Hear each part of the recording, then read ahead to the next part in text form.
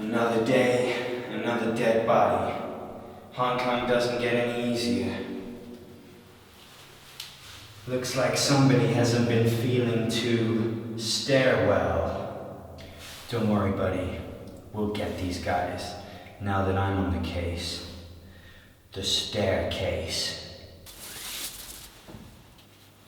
Okay, hotshot. They tell me you're the best damn forensic scientist in the city.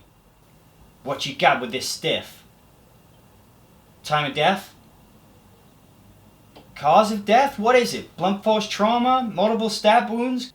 Oh, you don't like talking to me, huh? Reminds me of my ex-wife. Write it down on a bit of paper then.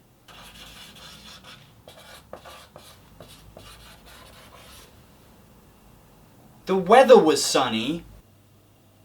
You gotta give me more than that, buddy.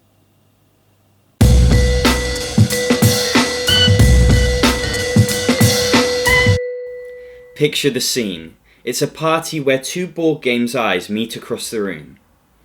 She's the popular one, talkative, and has many men argue over her. He's handsome, the silent type, and a real thinker. They fall in love that evening, and one day they give birth to a son that is the perfect combination of his parents. Both silent and yet talkative, thoughtful and yet dramatic, that doesn't just follow in their footsteps, but blazes a new trail for himself. Their son? Deception, Murder in Hong Kong. Deception, Murder in Hong Kong is a social deduction game where players play as detectives trying to solve a murder. The name's Frank Justice, and that's what I deliver. One of the detectives is the murderer, who's trying to stay hidden throughout the game. Bonjour, je suis Pierre Méchant. The good guys win by correctly identifying the right piece of evidence and murder weapon. One player knows that information, the forensic scientist, but he can't talk to the other good guys. Thematically, I'm not actually a mute. I just can't talk for fear of being killed. He must communicate the information he knows to the detectives by placing pawns on the 6 tiles in the centre of the table.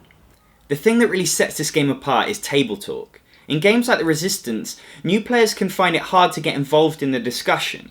But here, new players are straight in. Anyone can have a discussion as to why a scarf makes more sense for suffocation than packing tape. What are you talking about, packing tape? You suffocate people with a scarf. Everybody knows that. How can you say it is me? I don't even own a scarf.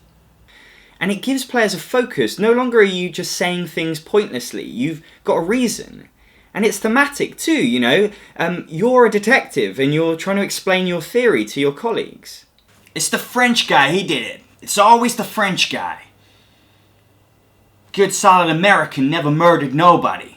And it gives the traitor something to work with. No more are they just protesting their innocence. It isn't me, I didn't do it. Now they have an argument to make. It's not a scarf, it's the poisonous gas. Each detective gets a chance to make one accusation. They pick a murder weapon and a piece of evidence, and if they're right, they win the game. If they're wrong, the game continues. It's him! I know it's him!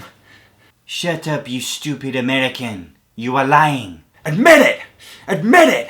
You did it with the scarf! In the bookstore! Okay. When playing with more players, you can introduce the accomplice role. This player plays on the same side as the murderer and only wins if the murderer gets away with the crime. You can also introduce the witness. This is a good guy who knows who the murderer and accomplice are, but doesn't know the specific murder weapon and clue card. If the good guys win, the murderer gets a chance to kill the witness. If they pick the right player, then they win the game. This game has a great player count from 4 to 12 players. It tends to work slightly better with bigger groups when you use the accomplice and the witness. But actually, if you're playing with a smaller amount of players and you're finding it too easy to catch the murderer, you can just play with more cards, or give the forensic scientist less tiles to use. Deception, Murder in Hong Kong is a great game, and if you're into social deduction games, I definitely think you should check this one out. It's different enough from The Resistance that you can still enjoy both. I think it scratches completely different itches, for me at least. And if you don't like The Resistance, you still should check this out because it may fix the table talk problem that some people suffer with. This game is on Kickstarter right now and it finishes soon, so if you want to get a copy, you'll have to be quick. Just to explain, the game that I was using in the review is CS Files, the previous version of this game. The gameplay is identical, but the cards and artwork and quality are going to be improved with the new version. Thanks for watching, I'm John Perkis. If you like this video, then please like this video. If you want to see more, then subscribe to the channel. And if you want to follow me on Twitter, it's @Actualol.